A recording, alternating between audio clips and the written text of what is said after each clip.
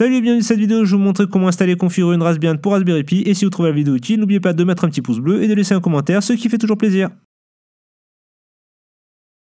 Alors, la première chose à faire est de se rendre sur le site dont le lien est dans la description et de télécharger l'image du système. A partir de là, si vous êtes sous Windows, c'est super facile, il vous reste juste à vous rendre sur la page SourceForce de l'exécutable Win32 Disk Imager, de l'exécuter en tant qu'administrateur et de sélectionner l'image de la Raspbian et votre carte SD. Écrivez, c'est fini. Si vous êtes sous Linux, je ne pense pas que vous ayez besoin d'aide, mais de toute façon, comme ma version de VirtualBox ne reconnaît pas ma carte SD, eh bien, on fera ça. Si vous êtes sous Mac, la première étape est d'identifier votre carte SD. Donc pour ça, deux solutions. La première en mode graphique, vous allez en haut à gauche sur la petite pomme, cliquez sur à propos de ce Mac, rapport système, et là vous avez une option lecteur de carte. Si vous regardez SD carte, et vous avez le nom BSD qui va correspondre à votre carte SD. Si vous choisissez la deuxième solution en mode texte, vous allez devoir ouvrir un terminal, rentrer la commande disque utile list, et là vous identifierez aussi votre carte SD. Avant de continuer, il faut que vous démontiez le disque avec la commande disque utile unmount et le chemin de la carte. Vous pouvez maintenant installer la Raspbian sur la carte SD, et pour vous simplifier la vie, je vous conseille de vous rendre dans le répertoire, vous l'avez téléchargé avec la commande CD, donc dans mon cas CD download qui est le répertoire par défaut sous Mac. Là, vous rentrez la commande sudo dd bs égale 1 mif égale et le nom de fichier de votre image. Donc dans mon cas, c'était la 2016 05 27 Raspbian GC IMG. Pour vous, ça peut être différent.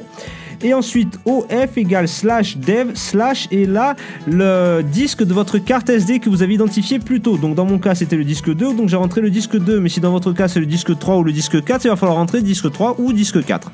Le processus est quand même un peu long, mais une fois qu'il est terminé, vous pouvez retirer la carte SD et l'insérer dans le Pi. Si vous avez branché un écran et un clavier, vous n'avez plus qu'à vous connecter avec l'utilisateur Pi et le mot de passe Raspberry. Comme dans mon cas, j'ai voulu accéder à un réseau que par défaut la Raspbian est configurée en DHCP, il a d'abord fallu que j'identifie l'adresse IP.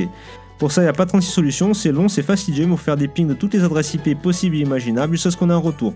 Quand on a un retour, on essaie de faire un SSH pour voir si on arrive à se connecter. Si on se connecte, c'est bien, c'est le Pi.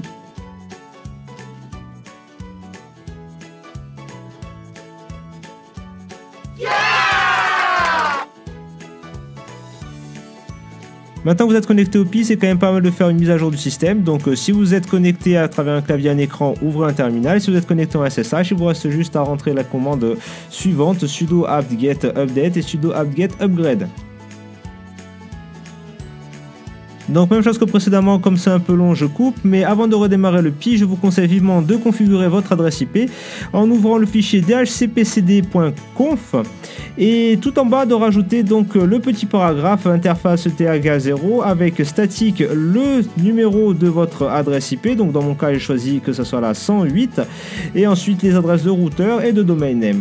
Vous sauvez, vous redémarrez et ensuite vous pourrez accéder à votre Pi directement avec un SSH et donc dans mon cas 192.168.1.108.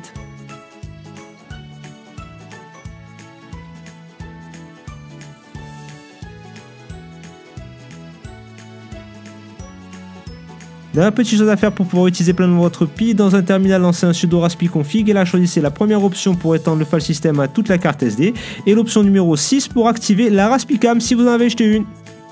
Amusez-vous bien!